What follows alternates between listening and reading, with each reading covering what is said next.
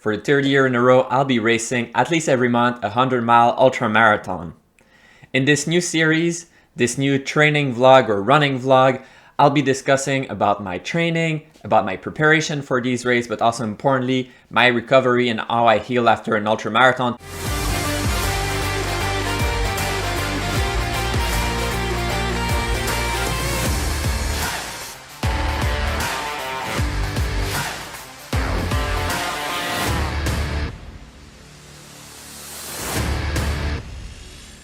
Welcome to my channel.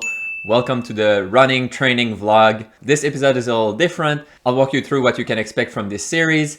It's going to be a lot about how I train. It's going to be a lot about how I prepare for a race, and it's going to be a lot about my recovery and a little bit of a status update. Because life is not perfect and my training is not perfect, and I wanted to share that with you so you can have a better sense of how ultra runner actually prepare for a race as opposed to what they should be doing. Then we'll dive right in. I'm 2 weeks out of Antelope Canyon Ultra Marathon. It went very well. And we'll start discussing about Zion Ultra Marathon 100 mile coming up in 2 weeks. And the big race that is coming very soon, and I'm starting to be a little nervous about that, is Cocodona 250. It's going to be my first 200 plus mile race. So there's a lot of preparation behind that.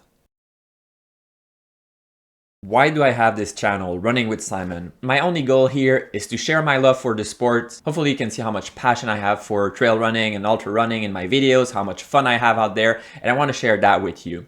I want to share that with you because I want to inspire you to have your own adventure. And because I have a lot of experience, I want to provide you guidance to help you achieve your goal and push your own limits. You hear and see a lot about people doing extreme stuff. I say it myself, I don't suggest that you run a 100-miler every month. You should set your own goals, and your own goals are beautiful. This sport is not about pushing the limit of what is humanly possible. This sport is about pushing your own limits, and it's about having your own adventure. Because my big goal is to make trail and ultra running more accessible. It shouldn't be something that will consume your soul. It shouldn't be something that you go to extreme. I think you can enjoy it just as much, if not even more, if you're able to have a more sustainable and a more balanced approach to trail and ultra running. You don't have to run for 7 days. You don't have to do 500 miles. You don't have to have rhabdomyolysis. Of course, there's going to be pain. Of course, you're going to struggle. I think there's a right balance that can help you reach sustainability. And I think it should be a balance between pushing your limits and having fun. And hopefully when you see my race videos, you can see that I have fun out there. It's not only rainbows and butterflies. Sometimes I struggle. Sometimes I want to cry. Sometimes I want to quit. But you will see me joke out there, you will see me having fun, you will see me live these beautiful moments that I share with you. So I guess if you want a channel with someone that pushed their limit to the extreme of what is humanly possible and are destroying their body for your entertainment, this is not it. I race a lot, sure, but I always keep it at a pace that is somewhat reasonable for me so that I can be ready to go the next month. If on the other hand, you want to experience trail running, ultra running from a mid-packer perspective, you want to have fun watching these videos, you want to be inspired, and you want to have guidance to be able to have your own adventure, this channel is for you. What about the training or running vlog? Why am I starting that now? And what can you expect from the training vlog, the running vlog? Well, the first thing is that you will see on my channel, I try to be as transparent as possible. And one of the reasons I was hesitant to have a training vlog is that I try to provide you guidance, and this guidance is what we should aim for. A nice training plan, that much mileage. But the reality is that my training is not perfect. Nobody's training is perfect. And it feels very intimate somehow, or vulnerable to share with you how my training actually is sometimes. Which is not perfect. Sometimes life happens. In fact, most of the time life happens. And part of the goal of my channel, which is making the sports accessible and not necessarily extreme, means that running, trail running, ultra running should not consume my whole life, my whole identity. I have a life outside of running, and that comes with priorities that are above running, above trail running. It remains a hobby. I'm just a normal guy with a normal job, an office 9 to 5, and calling it a 9 to 5 is actually an euphemism. It's probably closer to an 8 to 7. I want to spend time with my wife. I want to relax. Hey, sometimes there will be injuries, and sometimes I'm just not motivated to go out there. Meh, not today. So it feels very intimate to bring you along in this vlog and say, hey, this is what I did. It was not perfect. And the reason it's not perfect was because, I was a little bitch. But I realized that part of making this sport accessible is actually this honesty. It's accepting this vulnerability and showing you that, look, my training is not perfect, but I can still race 100 mile every month. You don't have to feel bad because for 1 week you weren't able to train properly. Making this video, it takes a lot of time. There's easily 10, 20 hours behind some of them. If I have to choose, I want to create something that people will watch and people will enjoy. So my first question to you is this training vlog interesting? Is it something you want to see? And if so, what do you want to see in these? Do you want me to go into detail as to my training specifically, my preparation, my recovery, what I eat? I'm happy to adapt the format. All right, so that's a lot of blah, blah, blah. The other episode in the future will dive right in, but let's dive right into episode 1 of my running vlog. I also realize now that I'm doing a training vlog that I didn't take careful notes, and there's definitely some workout that I might have not put on Strava. And as the saying goes, if it's not on Strava, it doesn't exist, especially when I'm trying to remember what I did 3 weeks ago. I decided to go 3 weeks backwards, so immediately after my last race was Antelope Canyon. It went pretty well, but body-wise, I was pretty wrecked afterwards, especially I had pain in my arm string and also in my knees a little bit and my ankle, and I think it's the sand. It's just rough to run in the sand. Your ankle is all over the place. You need to stabilize much more than if it was on a flat surface. So I really felt it after. The first week after a race, I think that's something that is pretty important, is you have to give your body some love. Racing like that, running 100 mile or any ultra marathon distance, it's not a productive exercise, it's destructive. Your body is wrecked, and what you need to do is you need to recover. So the first week after a race, it's a recover week, which means I'm not trying to train, I'm trying to do active recovery, I'm trying to sleep a lot, and I'm trying to eat a lot. I try to sleep as much as possible. In reality, what that means is that work got crazy and my sleep was absolutely all over the place. It was an absolutely hectic week. I had a problem with my passport that created a cascade effect that was pretty dramatic because I had to travel for work starting Saturday morning to Japan. Obviously, I needed a passport for that. So all week long, I had to wake up, I think as early as 4 in the morning, most of the days. On top of that, work itself was pretty busy. What that means is that my recovery was suboptimal. Yes, I ate carefully, a lot of protein, giving the nutrients that my body needs.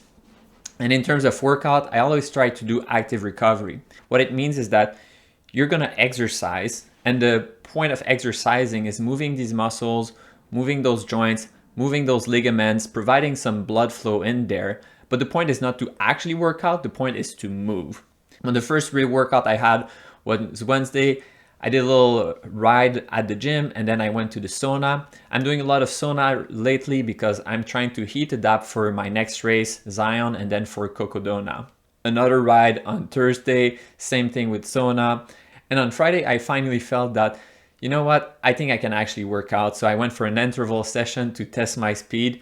I would not recommend that during your week of recovery, but I felt really bad that I hadn't been running at all and I didn't have so much time. It actually went pretty okay. I was running pretty fast on that treadmill, but not recommended.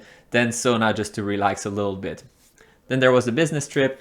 When you're traveling for work, it's busy time. It's not vacation, so the hours get very, very crazy. But when I was there Monday, Tuesday, I was able to put on a little bit of mileage.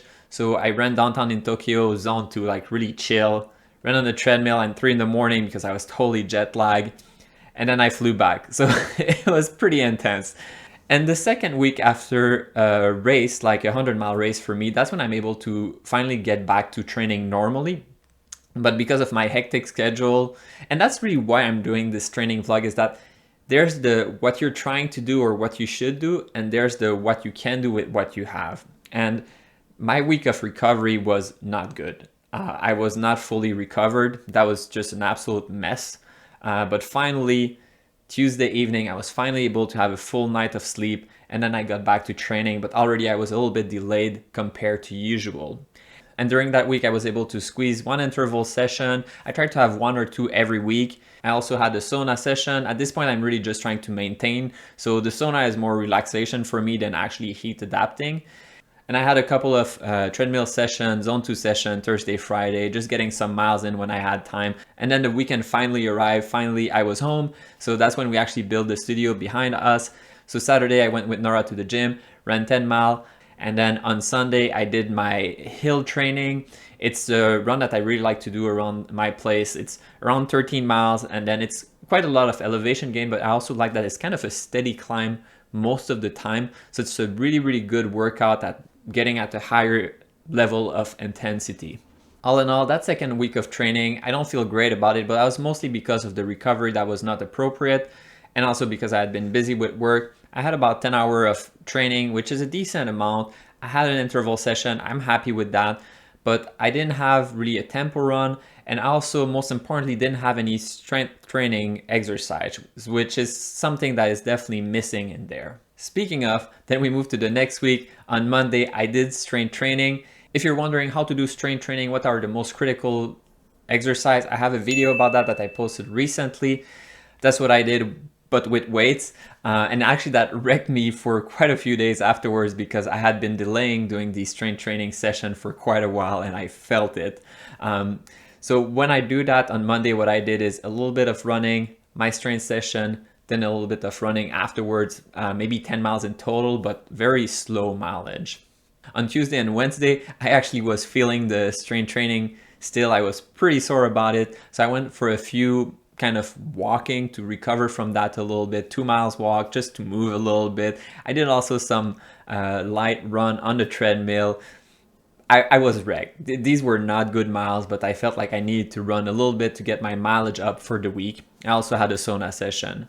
By Thursday, I felt pretty good, so I did kind of a hill repeat. It was not a high intensity, but there's a loop that I can do that is about 1 mile and goes up, it goes down. And then I had a sauna session.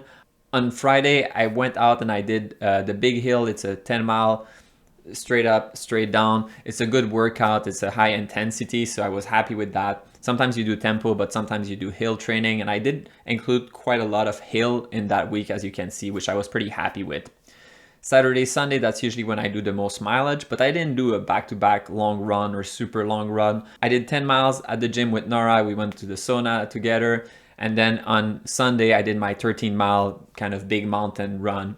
All in all, for that week, I had about 13 hours. So that's a good amount for me. That's kind of what I'm aiming for. And mileage-wise, also, I think I had about 65 miles, including a strength session, but no interval. So if I had to kind of criticize my training a little bit here, I should have had an interval in there and maybe even a second strengthening session. But clearly I was too sore from the first workout on Monday. I pushed too hard and that was a mistake that kind of wrecked the rest of the week, or at least the beginning of the week. It's important, I think, to look back at your training and say, okay, like what could I improve there? So how do I feel about these 3 weeks? I feel pretty bad actually, and like that feels like I don't want to share that with you. My recovery was really bad. I worked too much. That spilled over the next week. Mileage wise, I was kind of okay. I was kind of in the zone, but I didn't include the key elements that will help you progress. It feels like I had junk miles in there that I just gotta run a little bit. I'm gonna run slow, and that's okay. Not every mile should be high intensity, but I didn't have back-to-back long run. I barely had any interval. I only had one strength training session. So what I'm going to try and do in the future is, one thing that you might notice is that my training was also not very structured. I know what I would want to include in my training week, but instead of saying Monday is this, Tuesday is this, that's what I used to do. But because my cycle of racing, recovery, training, tapering, racing is so compressed, I really have to listen to what my body can actually do. If, for example, on Tuesday and Wednesday of the third week, I have decided that, well, look, I'm supposed to do an interval on Tuesday, I think I could have injured myself. My body was really not feeling good to do that. Similarly, the second week, I could have pushed to have more mileage and kind of squeeze that in the Wednesday, Thursday period a little bit more, but my body was not recovered yet. So I was adapting a lot based on how my body was feeling rather than a arbitrary plan that I would write down. And since my training is so compressed, usually I don't write down a training plan, but I know what I want to include. And that's why I'm able to look back at my training and say, this was not great. I hope it's helpful for me to be pretty honest about my training, how I'm actually kind of disappointed with what I did over the past 3 weeks. I know I'm still going to be able to race Zion. I know I'm still going to be fine, but there's things that I could improve, and then there's things that I feel I need to be more conscious about. But that's normal. It's normal that your training is not perfect. Your training will not be perfect, even if you write down a plan. And you have to forgive yourself for the imperfection, but still strive towards achieving that. So what I'm going to strive towards in the last week that I have of training before Zion, I'm going to include strength training, I'm going to include intervals, and I'm going to try to reach my mileage, but not at the expense of the quality. Junk miles are junk miles. You should focus on the quality too, not just on reaching that 60 or 70 miles or whatever your goal is for the week. You also have to reach the goals of having these specific key session too. As always, thanks for watching. Please let me know in the comments below, what do you think of this format? What would you want me to elaborate a little bit more? I know I didn't talk about food specifically. I might make a movie about that in the future, how I eat on a day-to-day basis, but am I providing too much detail, too little details? Is it too long, too short? Just let me know. I want to work on the format. This is obviously a work in progress, but I hope it's helpful. As always, thanks for watching.